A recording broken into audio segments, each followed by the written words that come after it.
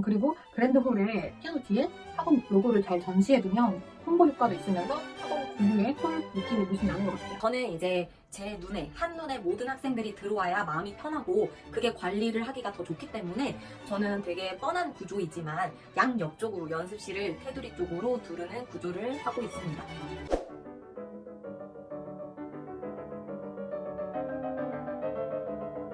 저는 학원에 콘솔, 업라이트 피아노, 그랜드 피아노, 베이비 그랜드 피아노, 전자 피아노 이렇게 모두 다 가지고 있어요. 콘솔은 높이가 낮아서 어린 학생들이 치기에도 무리가 없고 그리고 안정감이 있어서 보는 저도 매우 편하고요. 그리고 무엇보다도 뚜껑이 쾅 하고 닫힐 일이 없기 때문에 제일 안전하다고 생각을 하고 있어요. 그래도 아무래도 제일 보편적이고 제일 많이 사용하고 있는 일반 업라이트 피아노가 가장 많이 학원에 준비가 되어 있고요. 그랜드 피아노 같은 경우는 이제 콩쿨이나 입시를 하는 학생들은 저는 꼭 그랜드 피아노에서 연습을 해봐야 된다고 생각을 하기 때문에 그랜드 피아노를 준비를 해두었고요. 그리고 홀에는 이제 연주회를 위해서 야마하 베이비 그랜드 피아노를 두었어요. 홀이 생각보다 그렇게 넓은 구조는 아니기 때문에 일반 그랜드 피아노를 두니까 너무 꽉 찬 느낌이 들어서 이제 야마하 베이비 그랜드 피아노로 자리를 차지를 하고 있고요. 그리고 전자 피아노는 사실 선호하지는 않고 많은 학생들을 주로 이용하지는 않고 있어서 딱 한 대밖에 없지만 이제 성당에서 반주하는 학생들이 있는데 그 학생들이 이제 성당에서 반주를 하기 전에 연습을 하면서 전자 피아노를 오르간 소리로 변경해 놓고 거기서 연습을 하니까 지소금 등 이제 연습할 때 매우 좋은 것 같더라고요. 그래서 전자 피아노는 그렇게 활용을 하고 있습니다. 일단 저는 학원에 그랜드 피아노 1대 있고 그 다음에 업라이트 피아노 콘솔 합쳐서 9대 정도씩 이렇게 해서 한 10대 그렇게 있는데 콘솔이랑 업라이트 차이 일단은 제가 생각하기에는 선생님들이 콘솔이 조금 더 사이즈가 작기 때문에 운반하시는데 조금 덜 힘들다는 장점, 그리고 콘솔이 좀 가격이 싸죠. 업라이트보다. 근데 업라이트보다 내구성이 조금 저는 약하지 않나라고 생각을 해요, 콘솔이. 그래서 뭐가 더 좋다, 장단점이 이것도 분명하게 있지만 저는 어쨌든 섞어 쓰고 있는데 조일서 선생님의 말씀에 의하면 확실히 콘솔보다는 업라이트가 조금 더 장력이 강하고 악기 내구성 자체가 좋기 때문에 오래 쓸 수 있다는 장점이 있어서 업라이트를 항상 추천해 주시고는 하거든요. 근데 어쩔 수 없이 저희는 이제 비효적인 면을 생각을 안 할 수가 없잖아요. 그래서 근데 막상 써보면 콘솔도 그렇게 나쁘진 않아요. 그리고 일단 콘솔은 사이즈가 작으면서 좀 예쁜 모양이 많잖아요. 그래서 아이들의 선호도도 좀 높은 편이고, 그래서 저는 어쨌든 섞어서 쓰고 있습니다.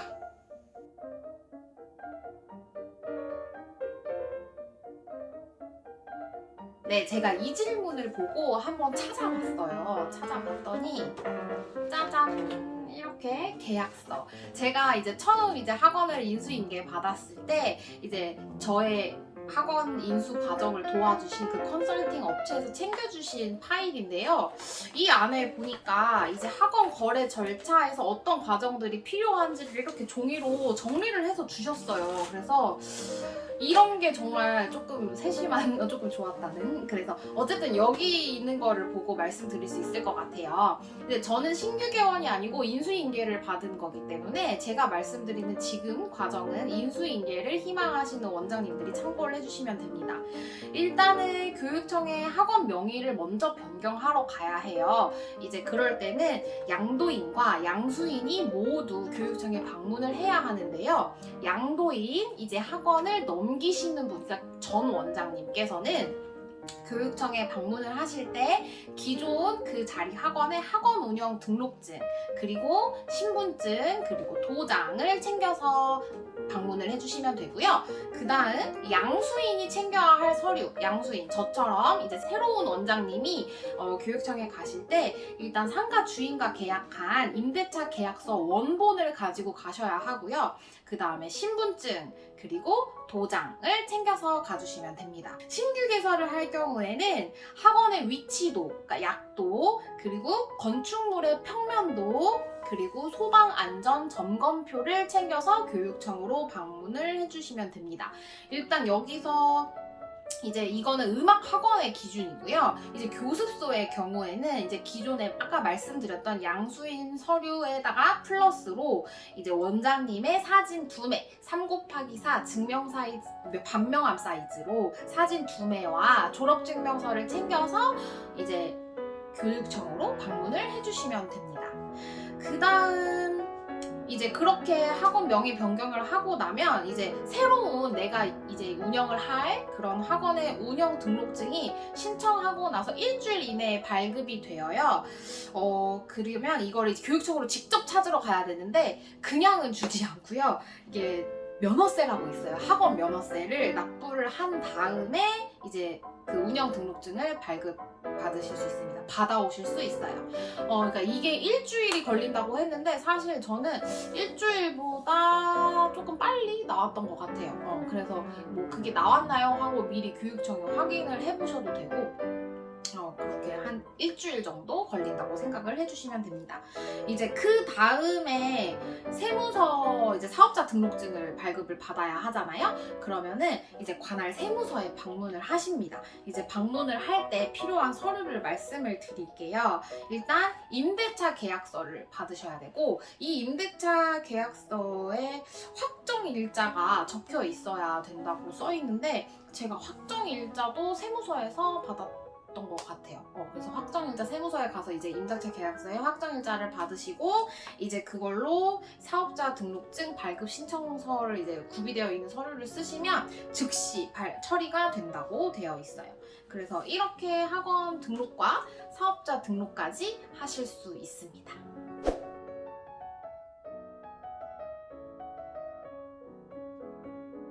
네, 저는 바꾸는 걸 추천해요.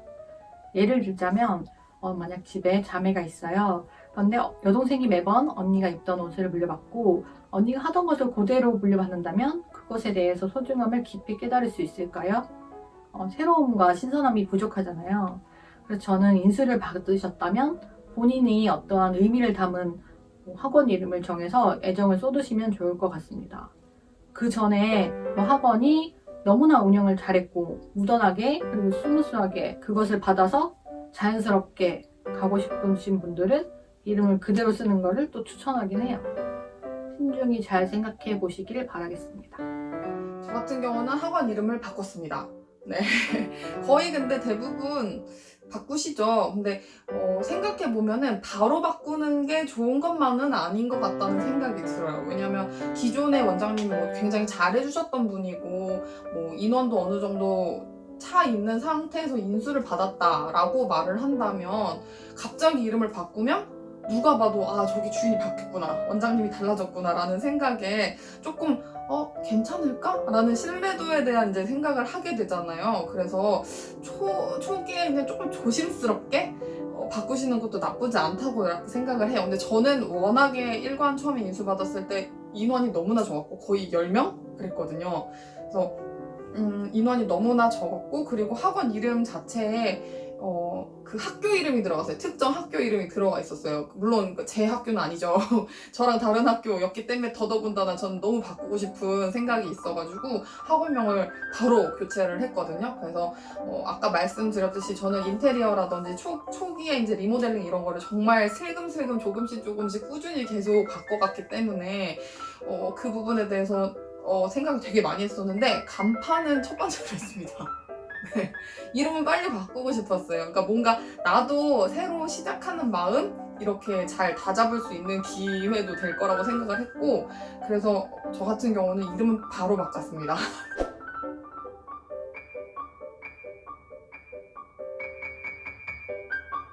일단 인수를 받을 경우 저는 컨설팅 회사를 끼고 인수를 받았잖아요. 그럴 경우에 보통 이제 업체마다 항상 얘기를 했던 게 인수인계 기간 뭐 한 3일 정도면 돼요 라고 얘기를 해주더라고요. 그래서 이제 학원을 인수했을 때 인수인계란 그것과는 달라요. 그러니까 뭐 이렇게 기존 학원 시스템을 내가 배우는 것도 아니고 그냥 단순히 그 인수인계 기간 동안 하는 거는 이제 뭐 실제로 출석하는 아이들이 누구누구 있는지, 그러니까 내가 인수를 받을 때 이제 재원생의 명단을 이렇게 받았는데 그 아이들이 실제로 출석을 하는지 이런 거를 일단 확인을 하고 그리고 이제 뭐 원비 결제 날짜가 1일자로 통일이 안 되어 있었다면 누가 결제를 했고 어쨌고 막 이게 뭐 그러면은 그런 계산 이런 거를 하는 걸로 시간을 조금 썼던 것 같아요. 그래서 그런 걸로 저는 이틀 정도 소요를 했고, 근데 그것만 하고 내가 바로 운영을 하기에는 조금 무리가 있겠다 싶어서 저는 일주일 내내를 나갔어요. 그 학원을 일주일 내내 가서 이틀 정도 그런 정산 그리고 확인 작업을 이틀 정도 했고, 나머지 3일은 나가서 제가 그 아이들을 직접 수업을 했어요. 직접 수업을 하면서 이 아이들이 어떤 교재를 사용하고 있었고 어떤 식으로 레슨을 받았고 연습 과제는 선생님들이 어떻게 써주셨는지 그리고 이론은 어떤 교재로 어떻게 공부를 하고 있었었는지 그거를 3일 동안 정말 빠릿빠릿하게 파악을 했어요. 그리고 이제 이런 거는 정말 고쳐야겠다. 이런 거는 어떻게 바꿔야겠다. 이거는 좋으니까 내가 짜두었던 커리큘럼에 조금 녹여봐야겠다. 이런 생각을 했던 것 같아요. 그래서 이런 인수인계 과정은 저는 그래도 한 일주일 정도를 잡고 시간을 좀 여유 있게 가지고 하시는 게 좋지 않을까 하는 생각을 하고 있습니다. 인수인계 기간은 저는 한 달. 좀 길다면 길 수도 있는데 첫 번째 학원은 한 달 정도 인수인계 기간을 거쳤고, 두 번째 학원은 제가 워낙에 오랫동안 알고 지내던 원장님이셨기 때문에 진짜 정말로 아이들과 얼굴 트고 좀 친해지는 기간만 갖고 바로 그냥 다 인수를 받아버렸어요. 근데 첫 번째 학원은 어쨌든 저도 경험이 없고 처음 하는 거고, 그래서 뭐 여러 가지 운영하는 거에 대해서도 너무 변화를 갑자기 주면 아이들도 힘들 수 있으니까, 학부모님들도 좀 혼선이 오실 수 있으니까 그런 것 때문에 조금 인수 기간을 오래 잡았고요.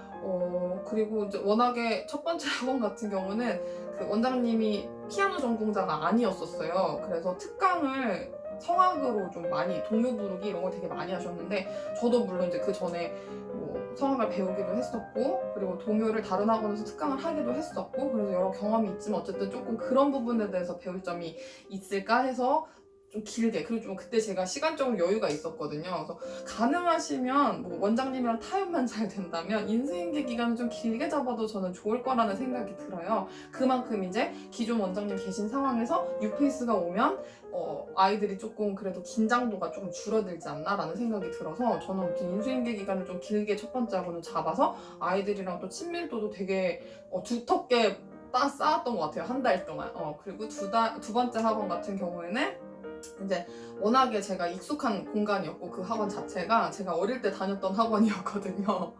그래서 이제 그 원장님이랑도 이제 너무 잘 알고 지내는 사이였고, 학원의 구조는 뭐 당연히 너무 다 알고 있었고, 그래서 정말 아이들이랑 그냥 가까이 지내는 그거에만 포커스를 두고 시간을 짧게 두고 바로 인수를 받았던 것 같아요. 근데 어쨌든 제 개인적인 생각으로는 인수 기간은 그래도 어느 정도 한 최소 2주 정도?